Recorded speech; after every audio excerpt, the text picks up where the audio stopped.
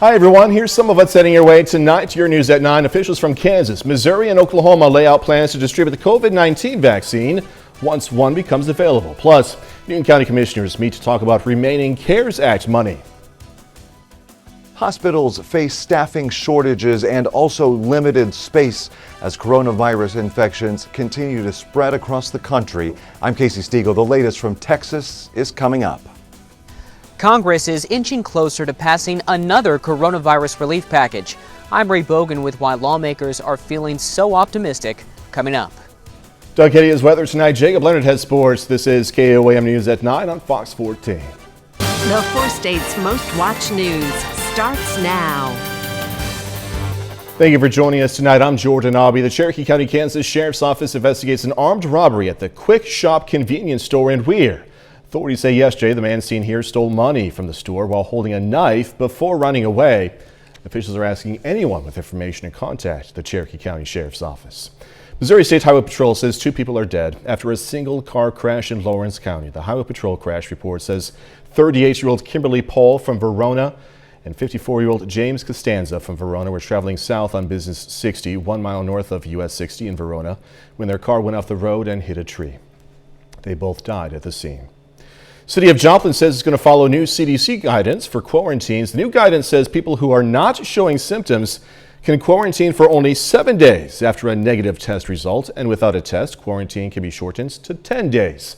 Previously, close contacts were asked to quarantine for 14 days from their exposure dates. COVID-19 vaccines are soon coming to Missouri, Kansas, and Oklahoma. All 3 states expect the first shipments of vaccines around mid-month. KOAM's Zach Dodge begins our coverage tonight with a look at distribution plans in Oklahoma.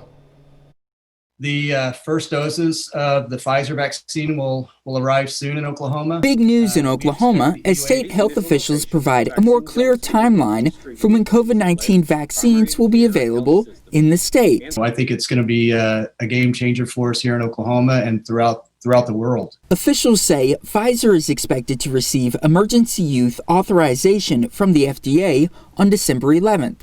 After that, 33,000 Pfizer vaccines will be sent to the state. 10,000 Moderna vaccines will also be sent by the end of the month, with weekly or bi-weekly shipments planned after that. But at first, vaccines will not be available to the general public. Those initial doses go to our phase 1 people, which are the most risk population that will be on the front lines. And included in that are groups such as healthcare workers, long-term care staff, and residents, and public health staff that will be out there giving the vaccines. It's a little light at the end of the tunnel, so to speak. Larry Kane, CEO of Phoenix Healthcare, which manages Grove Nursing Center, is relieved to see a vaccine is on the horizon. In April and May, the nursing center had an outbreak that led to 78 positives and 16 deaths. The families and the staff within the nursing home, it should make them feel a lot better. It shows them that there's something being done as opposed to, no hope. State health officials say vaccines for nursing homes will be distributed through a federal program in partnership with pharmacies, a few weeks after the state receives their initial shipments. After the first phase of distribution is completed, it will move to phase 2, which includes first responders, and then finally to the general public sometime in the spring of 2021. We will ensure all Oklahomans, particularly rural communities, are able to access the vaccine as it becomes available. Zach Dodge, KOAM News. State officials say vaccines will be free. We have more details of this story on our website, KOAMnewsnow.com. Kansas Governor Laura Kelly says the state expects to receive its first shipment of COVID-19 vaccine in a few weeks. In all, the state is expecting to have 150,000 doses by the end of December to be distributed in 3 phases. The Missouri Department of Health and Human Services says they expect a shipment of about 50,000 doses of the Pfizer vaccine sometime around December 15th. Newton County, Missouri commissioners met to discuss the county's remaining CARES Act funds. Officials say there is still $5 million left, which must be handed out by December 30th. Commissioners today created a new directory that could send funding to first responders. Any money left over in the new year will go to the states. Some area hospitals have updated their coronavirus case numbers. Freeman says it currently has 57 COVID-19 patients. 50 of them are in Joplin, 7 are in Neosho, which is an increase from the previous week. Mercy Hospital in Joplin has 36 patients, which officials say is a decrease from last week. Finally, Ascension Via Christi in Pittsburgh has 18 patients. That's down from 20 of last week.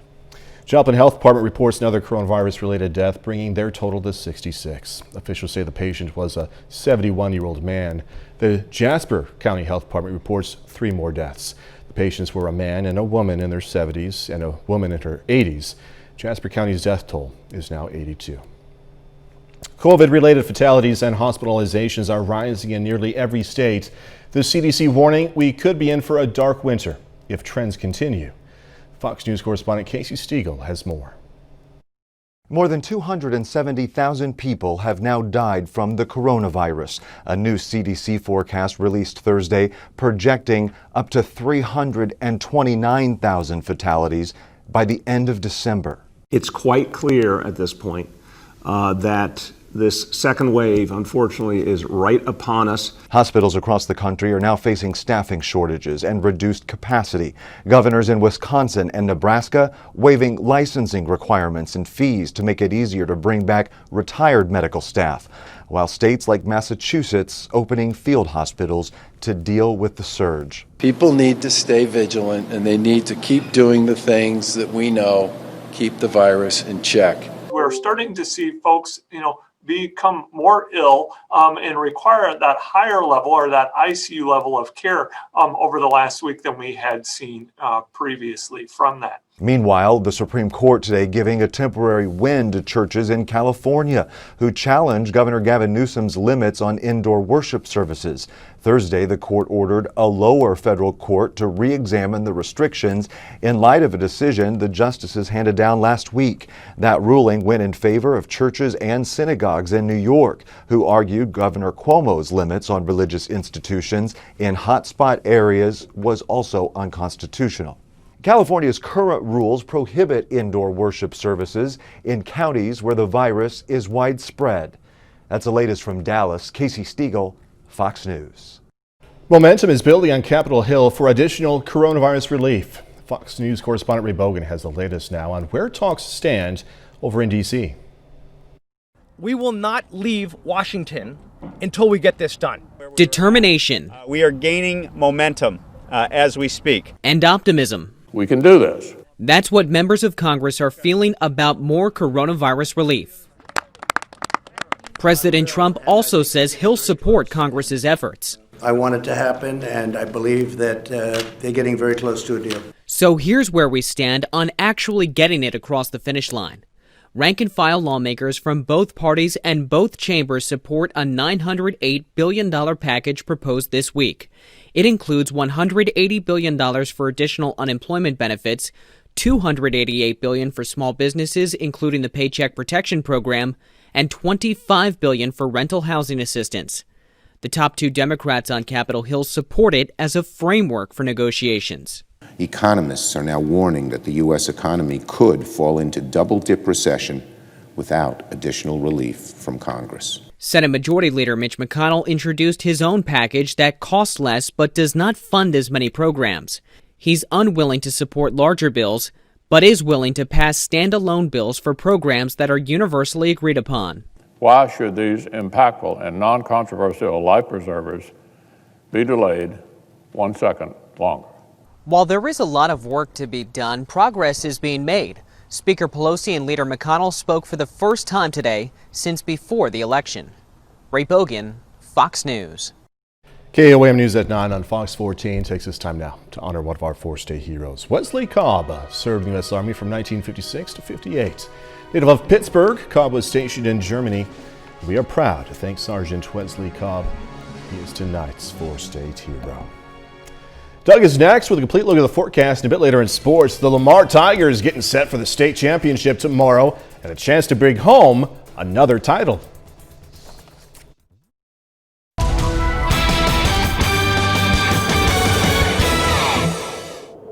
Well, it definitely turned out to be a gloomy day for us today. Of course, we had the rain yesterday afternoon, last night, mixed with and changed over to snow late last night into the morning hours. Big fat flakes, especially on the Missouri side. Of course, temperatures too warm to amount to anything across the region. And then we've just been kind of socked in with the clouds all day long for us today. And it looks like, thankfully, these clouds are going to start to break up a bit as we work through the overnight hours for us tonight. But a great time lapse. This is Indigo Sky Casino and Resort. Of course, Indigo is just outside of Seneca, Missouri. But hey, we're going to get some sunshine for us as we work into the daytime hours on Friday. All right, rainfall amounts about 1/4 of an inch since midnight for the month, this whole storm system. Most of us 1/2 to 3/4 of an inch. As we look down the road, we're kind of in the boring part of the pattern. Not much is happening, at least for about the next 7, 8, 9 days. The weekend, in general, looks pretty good. We do have a big storm system next weekend. Of course, you can always get my long-range forecast on my month-long blog. That is KOAM. newsnow.com. It is cold. We're sitting 37, 38 degrees, 37 in Miami, Pittsburgh, Neosho, Joplin sitting at 38. We have Yates Center, Iola, a little bit cooler, already below freezing, but we aren't alone. Look at the entire Central Plains. Everybody is dropping into the 20s or 30s across the region. Looking from our station off toward the south and to the east, currently in Joplin, 38. West winds are light. Humidity is high. We could get a little bit of patchy fog tonight, so watch out for that if you are going to be on the roadways. Clouds have been breaking up. You can see the back edge of the clouds now very close to the I-44 corridor, and these clouds will continue to break up. Again, we're going to have some fog tonight, and that will burn off in the morning hours as this whole storm system kind of wraps up and heads out of here. Let's go off toward the west because that's where our weather comes from. And you can see a huge ridge of high pressure, San Francisco to Salt Lake to Billings. That's our weather as we work through the next few days. It actually looks pretty good. Let's go through time. Here is your skycast for you on our sky tracker. Temperatures tonight, most of us 28 to about 30. Those clouds start to break up during the morning hours. The afternoon looks pretty good. It's going to be significantly warmer for us tomorrow compared to what we did see today. 30 to start, 47 by noon, high temp right around 52 degrees. And then another cold night tomorrow night, clear skies across the region as we drop back near 30 once again. And then Saturday looks pretty good. I think we're all going to go into the mid 50s for afternoon highs. Let's go down the road. Here's Sunday. We have a system that kind of skirts us to the east. It will cool us down on Sunday and Monday. And then we get a nice ridge of high pressure in here through the middle of next week. We start to warm up, 60s return. Then we see changes as we head into next week, and a much stronger storm system will roll out. It's the part of the pattern that gave us the ice and the snow right before Halloween. 52 tomorrow, 56 Saturday, cooler, 48 Sunday, but 60 by Wednesday. Jordan? Doug, thanks so much. KOAM's annual Toy Box campaign is underway. Each year we ask for donations of toys and money to buy toys to give to area kids in need. All of your donations can stay in the county you live in. You can find a list of toy drop-off locations on our website, KOAMnewsnow.com, or you can make a financial donation yourself by phone during our Toy Box Tuesday telethon this coming Tuesday on our noon, 5 p.m. and 6 p.m. news. Coming up, we're going to have the latest on President Trump contesting election results. 1 month after the election, President Trump speaking out again on his ongoing legal battles. I'm Lauren Blanchard in Washington, plus what some Republicans are saying about his strategy coming up. 1 month after Election Day, President Trump continues to fight the results. His legal team bouncing from state to state to make their case. Fox's Lauren Blanchard is in Washington with the latest.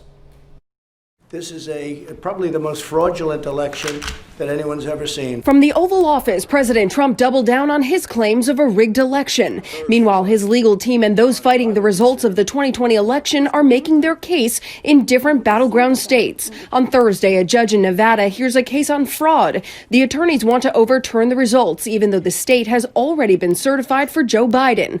And in Georgia, Rudy Giuliani spoke before that state's Senate Judiciary Committee to say the voting machines were rigged. Whether you're a Republican or a Democrat, this is not a machine you want counting your votes. But even allies of the president say time is running out and the Trump team has not proven their claims of widespread voter fraud. Even the Attorney General says his department has not found anything that would change the election results. If you have a credible allegation, put up or shut up. to the Trump legal team. You're making all these claims. You got to prove it. President Trump will rally in Georgia this weekend for Republican Senate candidates. There is concern too much talk of a rigged election will hurt Republican voter turnout if Georgians believe their vote won't matter. He should go down there and basically keep to script, do everything to unite the Republicans in Georgia so that we have a firewall against the progressiveness of this Biden administration. At least one Republican Congressman, Mo Brooks, says he'll contest the election on the House floor when the new Congress convenes. He needs at least one senator to join him for there to be a debate. In Washington, Lauren Blanchard, Fox News. Just ahead, a new warning about the climate. The United Nations says the planet is on the brink of climate catastrophe. I'm Ashley Strohmeyer. More on that dire warning and what the UN wants to do about it coming up.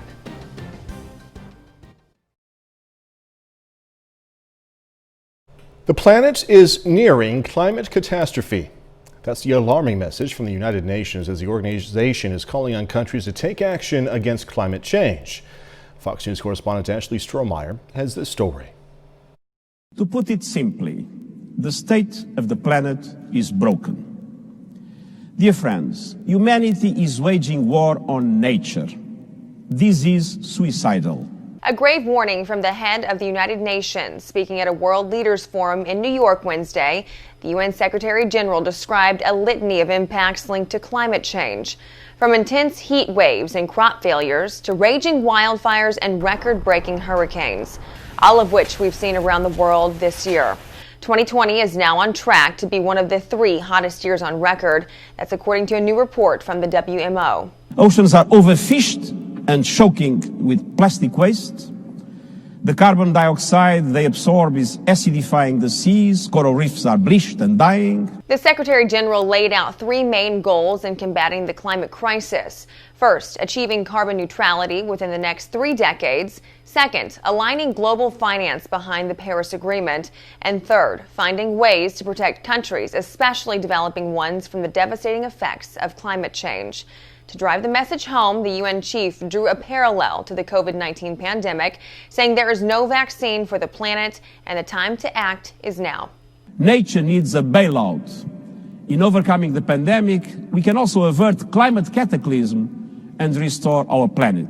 The outlook isn't entirely grim, though. More than 100 countries have promised to be carbon neutral by 2050, including the U.S. under President-elect Joe Biden's administration. Ashley Strohmeyer, Fox News. Gonna learn what is America's favorite ice cream flavor when we come back.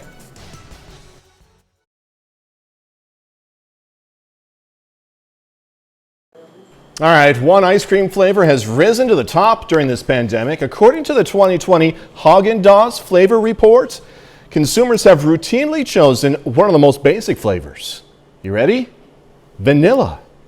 Officially making it the most popular of its offerings for the year. Coffee and strawberry rounded out the top 3. Haagen-Dazs's Vanilla Milk Chocolate Almond Bar took the 4th spot. Butter Pecan took 5th place. Vanilla has remained the most sold flavor for brands like Bluebell, Breyers, and Turkey Hill. Man, that, what's that? Butter Pecan. That sounds good, but I'll tell you, of all the flavors in the world, sometimes you just want something simple, all right? You're just in a vanilla mood. 30 more minutes, news, weather, and sports coming away. KCU Joplin reporting an increase in enrollment. Going to hear from a student about why she chose to enter the medical field during a pandemic.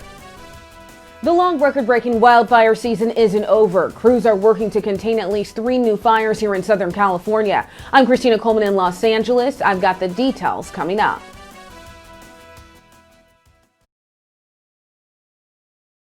A federal judge dismisses neglect and misconduct charges against 3 Ride the Ducks Branson employees. Ride the Ducks Branson operated a duck boat, as many of us know, that sank in Table Rock Lake back in 2018.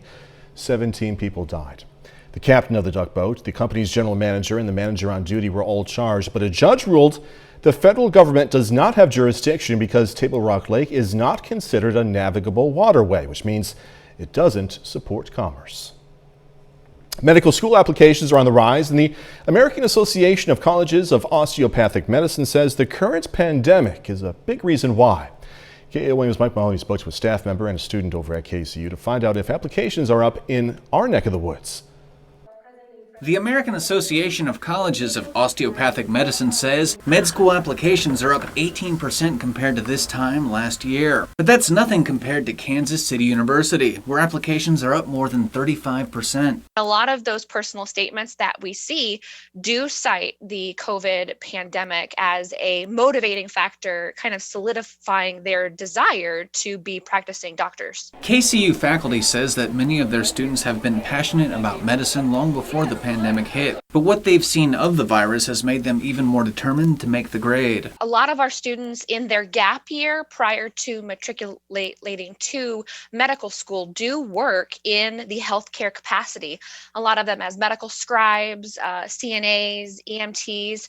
So they're already seeing the implications of being a medical professional in the midst of a pandemic. First year KCU student Emma Bowman says, for many of her fellow students, the coronavirus has made things personal. A lot of my fellow students have had parents or siblings or good friends pass away, and so it's really scary, and I think that just pushes us even a little bit more to want to find a cure or at least a treatment or something better to prevent it. And while a vaccine may do more to stop the coronavirus than students who are still in med school, that doesn't mean this experience isn't preparing them for future outbreaks. Being able to possibly contribute to alleviating some of that loss and death in the country is exciting to know that that's something I can do one day, at least maybe not with this pandemic, but maybe one down the line. I'm Mike Mahoney for KOAM News.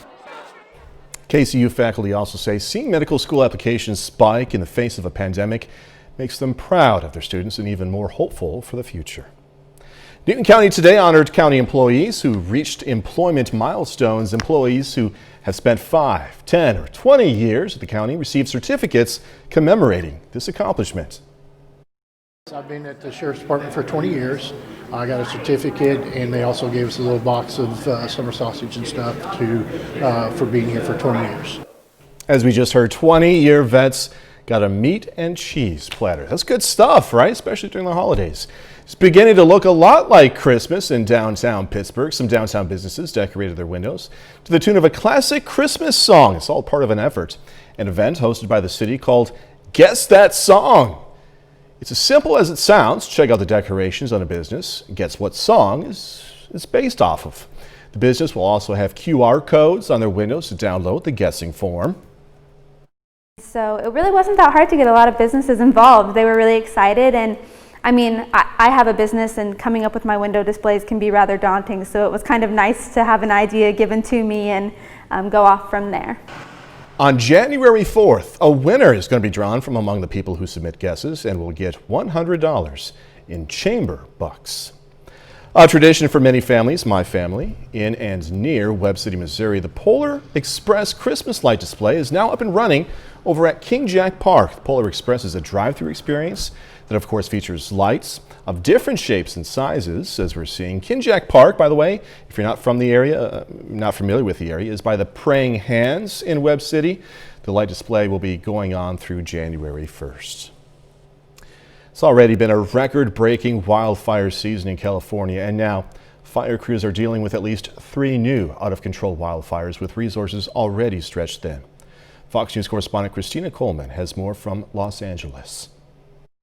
More wildfires threatening homes and prompting evacuations in Southern California. The biggest, the bonfire, burning in Orange County about 50 miles southeast of Los Angeles. It started late Wednesday as a house fire, but exploded in size as it moved into areas full of dry brush. It's also being pushed by powerful Santa Ana winds, leaving crews trying to figure out which direction the fire will burn next. The aircrafts are grounded right now because of the wind conditions, and so we've seen the wind change also drastically, and so that's what we're telling all our personnel. Those winds prompted red flag warnings throughout the area. Some were ordered to evacuate. Others were told to be ready if the fire grows larger. I've been evacuated 4 times, and at least we know exactly what to take. But as soon as the wind blows, our heart goes crazy. The bonfire isn't the only one threatening homes. About 50 miles east, more evacuations were ordered because of a wildfire in Riverside County. And near San Diego, a smaller fire destroyed at least one structure and damaged 6 others. Crews throughout the area now on high alert, hoping these new fires can be contained quickly. We also have vendors throughout the county that are augmented with engineers and firemen. We've also pre-staged fire engines throughout the county. This has already been one of the worst years for wildfires in California's history. More than 4 million acres have burned statewide this year alone. In Los Angeles, Christina Coleman, Fox News. A bit later, a look at what's been done to clear Boeing's 737 MAX for takeoff again.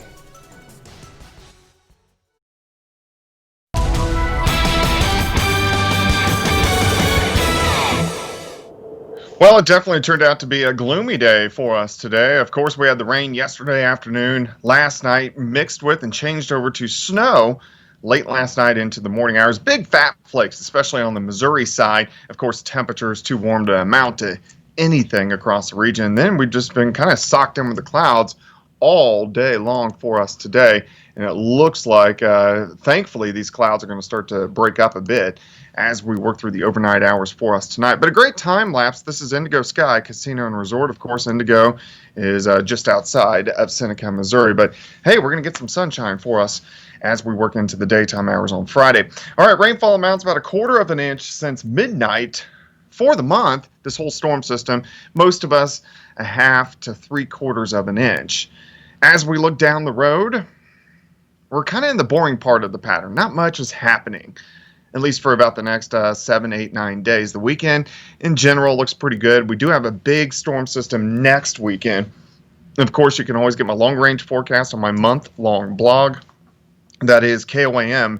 newsnow.com. It is cold. We're sitting 37, 38 degrees, 37 in Miami, Pittsburgh, Neosho, Joplin sitting at 38. We have Yates Center, Iola, a little bit cooler, already below freezing, but we aren't alone. Look at the entire Central Plains. Everybody is dropping into the 20s or 30s across the region. Looking from our station off toward the south and to the east, currently in Joplin, 38. West winds are light. Humidity is high. We could get a little bit of patchy fog tonight, so watch out for that if you are going to be on the roadways. Clouds have been breaking up. You can see the back edge of the clouds now very close to the I-44 corridor, and these clouds will continue to break up. Again, we're going to have some fog tonight, and that will burn off in the morning hours as this whole storm system kind of wraps up and heads out of here. Let's go off toward the west because that's where our weather comes from. And you can see a huge ridge of high pressure, San Francisco to Salt Lake to Billings.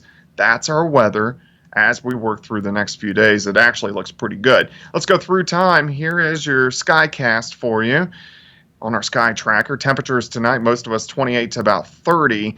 Those clouds start to break up during the morning hours. The afternoon looks pretty good. It's going to be significantly warmer for us tomorrow compared to what we did see today.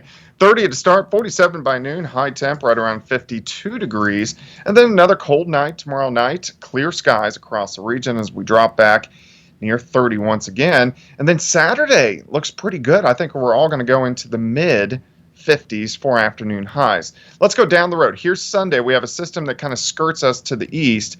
It will cool us down on Sunday and Monday.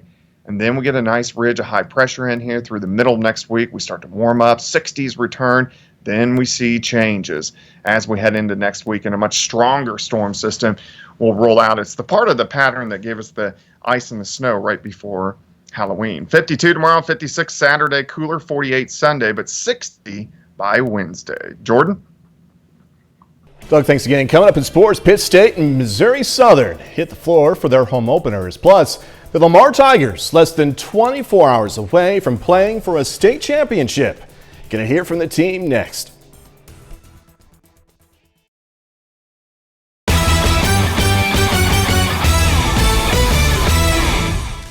Pittsburgh State and Missouri Southern are both on the floor tonight for their first games at home. The Pitt State welcomes in Rogers State this evening for their opener at John Lance Arena.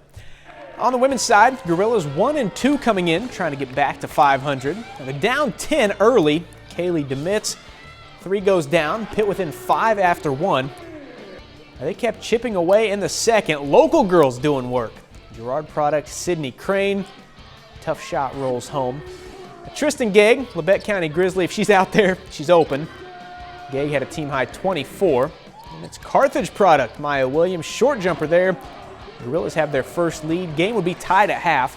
The third quarter stayed tight. Ashton McCory, 3 from the top of the key. We are still tied going to the fourth. Now in the fourth, Williams back to work. Corner 3, she had 13 and 5. Gorillas grab a quick lead. They couldn't hold on. Rogers State wins this one tonight 80-76. You can't let other teams score 80 regardless of who it is and what the person is. That's just the whole problem is they've scored 80 against Western and 60, so we knew they were capable. To the men now, Pitt State 2-1 through 3 games, aiming to bounce back from their first loss. They were rolling early. R.J. Forney, corner 3. Check out the scoop here from Ike Moore. Gets it to roll home. Then, there's Martin Votes with the hot hand. Votes money here from the corner. Then Votes is trailing the play, pulls up and buries another. Pitt State up 12 at the 10-minute mark in the first half. Now, Rogers State tightened the lead, but here, Ryan Pippins, strong move straight to the rack. Gorillas by 8 at the break. This one actually goes to overtime. Rogers State rallies to win 87-80. The Missouri Southern Lions are at home tonight facing MIAA rival Northeastern State. After an 0-3 start, the Southern women picked up their first win last time out, beating Lincoln on the road. Now tonight, Lions try to pick up back-to-back wins for the first time this season. First quarter, Carly Turnbull splits the defense, lays it in. 16 for Turnbull in the first half, lines up 4 after 1. Second quarter, Turnbull to Beyonce Stocks. She knocks down the 3. Southern on top. Game tied at 35 at half, though. Late in the third, Stocks through the contact. Southern sticking around. They're down 1 after 3. Early in the fourth, Honeycutt to Turnbull. 3 ball is good. Turnbull, game high 27. Lions get it done in the end, 70-64. We made enough plays down the stretch to get the win, and and to be able to play with all the big teams in our league, the good teams in our league, you got to be able to fight down the stretch, be able to make a play here and there to win ball games, and we did that today. The MSSU men 3-1, ranked number 21 in the country, hitting the floor against the Riverhawks tonight. Lions first possession, Cam Martin to Christian Bundy. Next trip down, Stan Scott given to Martin for the finish. Timeout Riverhawks. A couple minutes later, check out the Euro step from the big man. Martin had 13 in the first half, Southern up 6. 8 minutes until the break. I love Stan Scott jams. However, Moso down 7 at halftime. Now midway through the second, Lions only down 2. Karen Collins finds Kyle Young. Sinks the 3 from the wing. Moments later, it'll be Martin picking up the loose ball, taking it the other way for the bucket.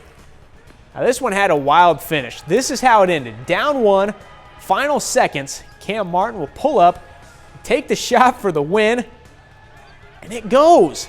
But after review, officials waved it off. Martin evidently did not get it off in time. Heartbreaking loss tonight for Southern. They fall in this one 90-89.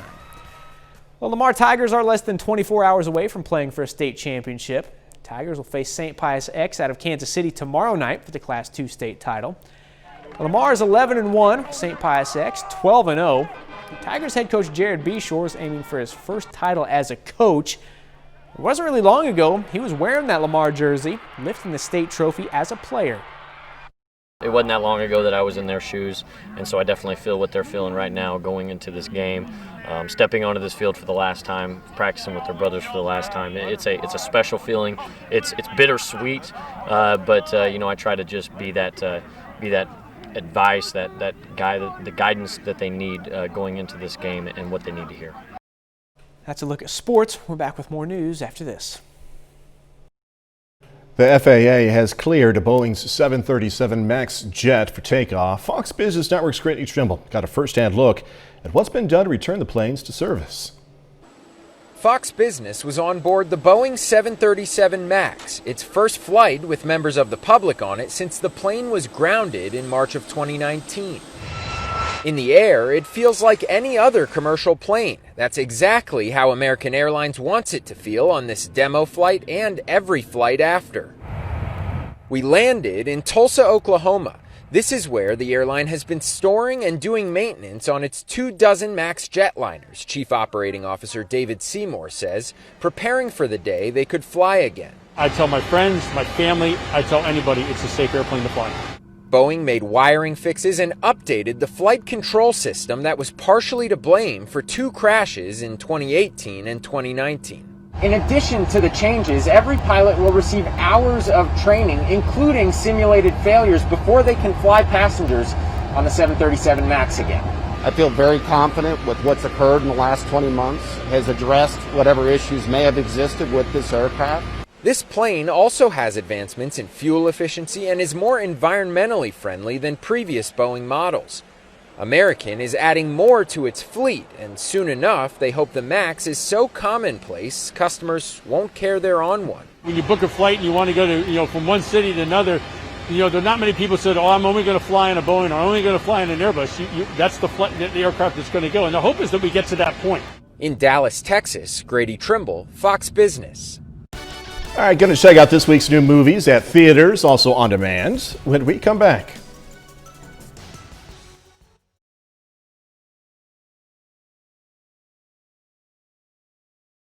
An award season contenders debuts while a couple of theatrical releases move quickly to new on demand. Here's Fox's Ashley Dvorkin with a look at new movies this week. New in theaters is Nomadland, a film already getting award season attention. Nomadland stars Frances McDormand as a woman in her 60s who loses everything during the financial crisis, and she decides to essentially become a nomad, traveling the American West. Hey, Linda. Come over and join us. Why I think it's going to be a big awards contender is because it's beautiful. It's a beautiful film. It's about letting go in order to keep holding on. Brilliantly directed by a woman named Chloe Zhao. I've never wanted anything more than for you to be my wife. Also in theaters is All My Life, based on a real story. All My Life is your romantic tearjerker for the weekend. It's about a couple whose wedding plans sort of go awry when the husband, the soon-to-be husband, is diagnosed with liver cancer. Plus, a road trip movie about newly discovered half-brothers. Their father is ailing and he's sick, and so they decide to go on a road trip together and get to know each other. That tracks the path that their father took as an immigrant from Mexico to America. What is it? Something?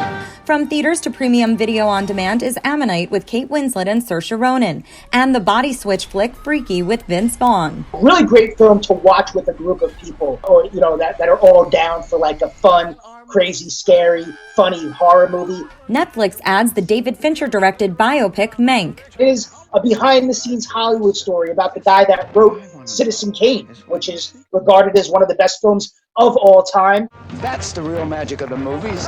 And in new series, the streamer also debuts part 1 of the highly anticipated 2-part Selena the series. Ashley Dvorkin, Fox News. That's our time for tonight. Thanks for joining us. Going to leave you with the Merry Grinchmas Parade in Parsons, Kansas. Hey, be safe. Do this all again tomorrow. See you then.